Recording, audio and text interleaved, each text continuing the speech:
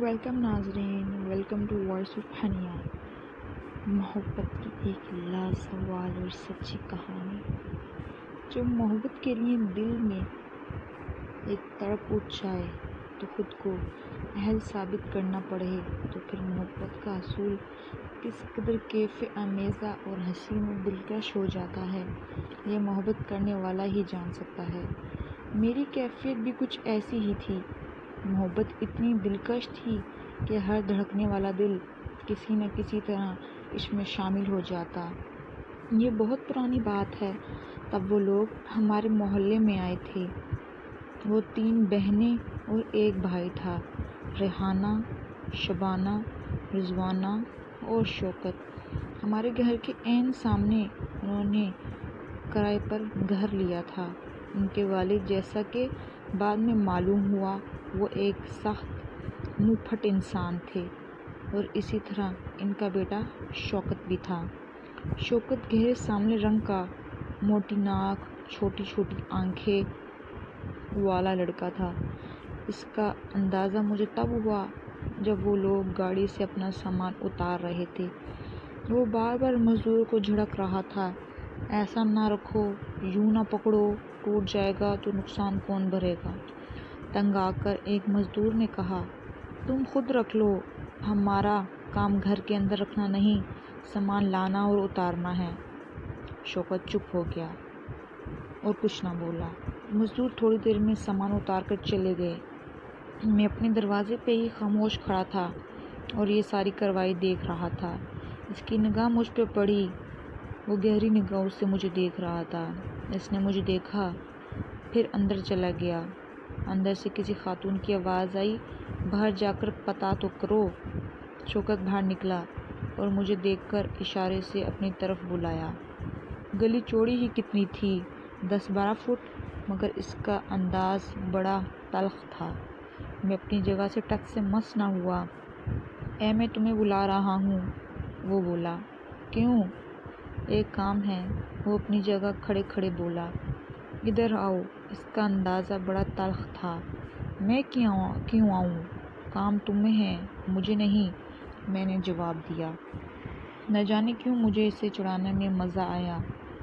وہ بڑا دل ساختہ ہو کر میرے پاس آیا اور بولا، یہاں برف کہاں ملے گی؟ دکان پر، میں نے جواب دیا۔ وہ تو مجھے بھی پتہ ہے، میں پوچھ رہا ہوں دکان کہاں ہے؟ میں نے پوچھا۔ کیا تم اتنی ہی بدتمیزی سے بات کرتے ہو؟ میں نے پوچھا۔ میں نے کیا بدتمیزی کی؟ دکان کا ہی تو پوچھا۔ بتانا ہے تو بتاؤ، ورنہ میں خود ڈھونڈ لوں گا، اس نے تنگ آ کر کہا۔ میں نے کندھے اچکائے۔ وہ چند لمحے مجھے گھورتا رہا، پھر گلی کے بیرونی رخ کی طرف چل دیا۔ میں اندر مڑا۔ ابھی میرے کمرے میں داخل ہی ہوا تھا کہ امی نے پوچھا، باہر کیا خسر پھسر چل رہی تھی؟ تم کس سے بات کر رہے تھے؟ سامنے والے شیخ صاحب کے مکان میں نئے کرایہ دار آئے ہیں، میں نے امی کو بتایا۔ ان کا سامان اتر رہا ہے۔ کیا برف ہے فریج میں؟ ہاں، بھری ہوئی ہے، اوپر کے خانے میں۔ ہم برف استعمال ہی کہاں کرتے ہیں، امی نے کہا۔ تم کیا کرو گے؟ وہ باہر لڑکا مجھ سے برف کی دکان کا پوچھ رہا تھا۔ میں نے سوچا، اگر برف ہے تو میں ہی دے دوں۔ ہاں، دے آؤ، امی نے جواب دیا۔ میں نے فریج سے برف نکالی، ایک شاپر میں برف ڈالی اور ان کے دروازے پر پہنچ گیا۔ دروازہ بند تھا۔ میں نے دروازے پر دستخط دی۔ اندر سے آواز آئی، دیکھو شبانہ کون آیا ہے؟ شوکت ہے تو کہنا روٹیاں بھی لے آئے۔ جی امی، ایک آواز آئی۔ چند لمحوں بعد دروازہ کھلا۔ ایک گوری چٹی اخروٹی بالوں والی لڑکی نے شوکت کے خیال میں پورا دروازہ کھول دیا۔ وہ بغیر دوپٹے دروازے میں کھڑی مجھے حیرت سے دیکھ رہی تھی۔ پتہ نہیں اسے دیکھتے ہی مجھے کیا ہوا کہ میں اسے دیکھتا ہی رہا۔ وہ مجھے اس طرح دیکھ رہی تھی۔ اچانک وہ دروازے کے پیچھے چھپ گئی اور دروازہ آدھا بند کر دیا۔ میں پوچھا، آپ کون ہیں اور کیا کام ہے؟ میں آپ کے سامنے والے گھر میں رہتا ہوں، ابھی آپ کے نوکر نے مجھ سے برف کا پوچھا تھا، اس لیے لے آیا۔ وہ نوکر نہیں، شوکت بھائی ہیں، مجھ سے بڑے ہیں، اس نے ہنستے ہوئے بتایا۔ اچھا، میں نے کہا، اچھا لگتے تو نہیں آپ کے بھائی۔ کیا مطلب؟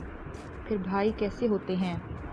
وہ آپ جیسے ہیں اور نہ ہی بات کرنے کا انداز ڈھنگ کا ہے، لگتا ہے کسی کو چیڑ پھاڑ کھائیں گے۔ میں نے جواب دیا۔ وہ ہنسنے لگی۔ وہ بات بات پر ہنستی تھی۔ آپ شبانہ ہیں؟ میں نے جواب دیا۔ آپ کو کس نے بتایا؟ اس نے چونک کر کہا اور حیرت ہو کر مجھے دیکھنے لگی۔ بس مجھے پتہ چل گیا۔ پھر تو کافی نام، رضوانہ، حیرانہ، شوکت، آپ کو سب معلوم ہوگا۔ وہ اچانک آپ سے تم پر اتر آئی۔ اس کی بے رخی مجھے اچھی لگنے لگی۔ یہ برف تو لے لیں ورنہ پگھل کر پانی بن جائے گی۔ میں نے شاپر آگے بڑھایا۔ اس نے جلدی سے شاپر تھام لیا اور کھٹ سے دروازہ بند کر کر اندر چلی گئی۔ میں واپس اپنے دروازے پہ کھڑا ہو گیا۔ تھوڑی دیر میں مجھے شوکت آتا دکھائی دیا۔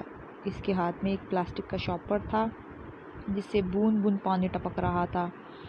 مجھ پر نظر پڑتے ہی بولا، برف کی دکان تو بہت دور ہے، 20 روپے کی برف بھی اتنی ذرا سی دی ہے، ابھی ابھی فریج چلا ہے، ٹھنڈا پانی تک نہیں۔ اس مرتبہ اس کلیجے میں پہلے کی طرح سختی نہ تھی۔ میں چپ رہا۔ وہ اندر چلے گیا۔ میں دروازے پر ہی کھڑا رہا۔ مجھے معلوم تھا کہ وہ ابھی روٹیاں لینے آئے گا، اور ایسا ہی ہوا۔ تھوڑی دیر بعد وہ باہر نکلا اور سیدھے میری طرف آیا۔ کیا تم ہر وقت باہر دروازے پر ہی کھڑے رہتے ہو؟ تمہیں کوئی کام کاج نہیں؟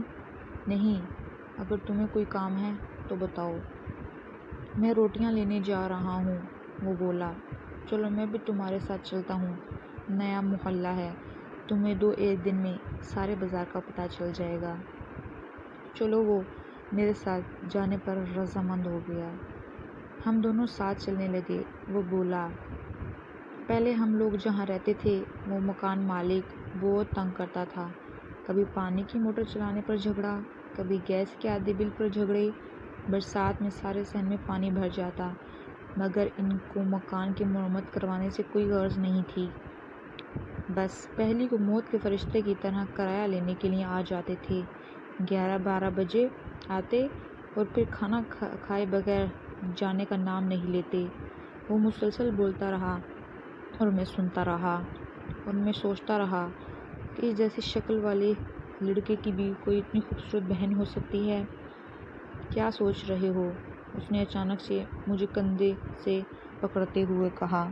کچھ نہیں، میں نے جواب دیا اور پھر پوچھا، کتنی روٹیاں لینے آئے ہو؟ 8، وہ بولا۔ بھائی 8 روٹیاں ذرا اچھی سی سینکی ہوئی دے دو، میں تندور والے سے کہا۔ اس تندور والے کو جب سے میں نے آنکھ کھولی تھی تب سے دیکھ رہا تھا۔ اچھا، تندور والے نے کہا اور میرے ساتھ آئے شوکت کی طرف سوالیہ نگاہوں سے دیکھ رہا تھا، کیونکہ وہ محلے کے ہر افراد سے اچھی طرح واقف تھا۔ شوکت کی صورت اس کے لیے نئی تھی۔ یہ شوکت ہے، میں نے اسے بتایا۔ یہ شیخ صاحب کے مکان میں رہنے آئے ہیں۔ اچھا، اللہ کرے ٹک جائیں، ورنہ مکان تو ہر 6-8 مہینے بعد خالی ہو جاتا ہے۔ نہیں، اب ایسا نہیں ہوگا، وہ پریشان ہو کر بولا۔ جی، اللہ کرے ایسے ہی ہو۔ اتنی دیر میں لڑکے نے تندور سے ساری روٹیاں نکال دیں۔ شوکت نے پیسے دیے اور ہم روٹیاں واپس لے کر گھر آنے لگے۔ شوکت نے مجھ سے راستے میں پوچھا، کیا اس مکان کا کیا چکر ہے؟ شوکت نے واپسی پر مجھ سے پوچھا۔ پتہ نہیں، میں نے صاف گوئی سے کہہ دیا۔ لوگ کہتے ہیں مکان کی اوپر والی منزل میں کوئی بھوت رہتا ہے۔ کیا؟ شوکت چلتے چلتے رک گیا۔ بھوت؟ اس نے زرد بھری آواز میں پوچھا۔ سچ بتاؤ۔ بھائی مجھے کیا پتا، میں نے بیزاری سے کہا۔ میں نے تو کوئی بھوت شوت نہیں دیکھا آج تک، مجھے نہیں معلوم، میں نے جو سنا بتا دیا۔ لیکن شوکت کی اڑی ہوئی رنگت اور مری مری آواز سے مجھے ایک گنا خوشی ہوئی کہ شوکت اندر سے بہت ڈرپوک ہے۔ اتنی دیر میں گھر آ گیا۔ شوکت جلدی سے گھر میں داخل ہو گیا۔ اس کی جلد بازی سے مجھے یہ اندازہ لگانے میں دیر نہ لگی کہ شوکت اب اپنی ماں اور بہنوں کو بھوتوں کی خبر ضرور دے گا۔ رات جب میں سونے لیٹا، آنکھیں بند کی تو اچانک جیسے اندھیرا چھا گیا، روشنی ہو گئی۔ شبانہ، تم یہاں؟ میں نے پوچھا۔ تم صبح برف دینے آؤ گے نا؟ شبانہ نے پوچھا۔ کیوں تمہارا فریج ٹھیک نہیں ہوا؟ میں نے کہا۔ وہ ہنسنے لگی۔ کمروں میں چاروں طرف ایک روشنی سی چھا گئی۔ اس کی ہنسی میں کسی معصوم پرندے جیسی کیفیت تھی۔ تم ہر وقت ہنستی کیوں ہو؟ میں نے پوچھا۔ کیا تمہیں میری ہنسی اچھی نہیں لگتی؟ اس نے کہا۔ اچھی لگتی ہے، بہت اچھی لگتی ہے، میں نے جواب دیا۔ میں تو چاہتا ہوں تم ہنستی رہو اور میں سنتا رہوں۔ عجیب ہو، وہ بولی تو پھر ہنسنے لگی۔ میں اسے دیکھنے لگا۔ جب وہ ہنسنے لگتی تو اس کے گورے گورے گالوں پر ننھے ننھے گڑھے ہو جاتے۔ کیا معصومیت ہے! مجھے ایک دم بھائی کی آواز سنائی دی۔ سارا دن بک بک کرتے ہیں اور رات کو سونے بھی نہیں دیتے۔ میں نے جلدی سے آنکھ کھول لی۔ شبانہ نہ تھی، نہ ہنسی تھی، نہ روشنی تھی۔ کمرے میں ہلکی ہلکی زرد ملائم برف چل رہا تھا۔ بھائی جان کروٹ بدل چکے تھے۔ میں پریشان سا ہو گیا۔ کیا میں خواب دیکھ رہا تھا؟ یعنی شبانہ صرف خیال میں ہی تھی؟ میں دوبارہ سو گیا۔ صبح جب آنکھ کھلی تو سورج خاصا چڑھایا تھا۔ بھائی اپنے کام پر جا چکے تھے۔ امی سین میں بیٹھی چاول چن رہی تھیں۔ مجھے کمرے سے باہر آتے دیکھ کر بولیں، اتنی دیر سے اٹھے ہو؟ دیکھو تو سورج کتنا چڑھایا ہے۔ میں چپ رہا۔ اس موقع پر بولنے کا سیدھا سا مطلب تھا، بے باؤ کی سننا پڑے گی۔ وہ مجھے خاموش دیکھ کر بولیں، منہ ہاتھ دھو کر ناشتہ کر لو، باورچی خانے میں ناشتہ رکھا ہے۔ کل صبح سے جلدی اٹھنا اور اپنے باپ کے ساتھ کام پر جانا، سمجھے؟ جی اچھا، میں نے جواب دیا۔ گھر میں امی کا حکم حرف آخر ہوتا۔ ہمارے کرانے کی دکان تھی، مگر بھائی جان کو دکان چلانے کا کوئی شوق نہ تھا۔ انہیں دفتری بابو بننے کا شوق تھا۔ BA کر کے وہ ایک دفتر میں کلرک بھرتی ہو گئے تھے اور بہت خوش تھے۔ صرف میں ہی ایک ایسا بیکار شخص تھا جس پر گھر کے ہر افراد کا حکم بجا لانا فرض تھا۔ میں ہاتھ منہ دھو کر باورچی خانے میں گیا اور چائے گرم کر ناشتہ کرنے لگا۔ اچانک دروازے پہ دستخط ہوئی۔ اگر آپ اس کہانی کا اگلا حصہ سننا چاہتے ہیں تو پلیز ہماری ویڈیو کو لائک کر دیجیے اور ہمارے چینل کو سبسکرائب کر دیجیے۔ شکریہ۔ دعا ہے کہ آپ لوگ اپنے گھروں میں آباد رہیں۔